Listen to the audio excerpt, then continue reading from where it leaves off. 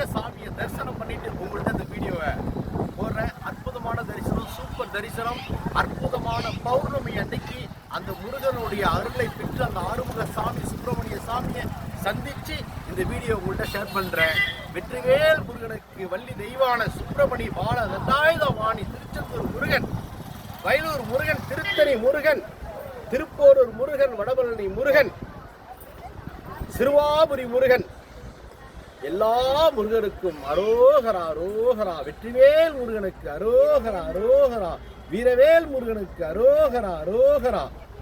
ஓம் நம சிவாய. தேங்க்யூ.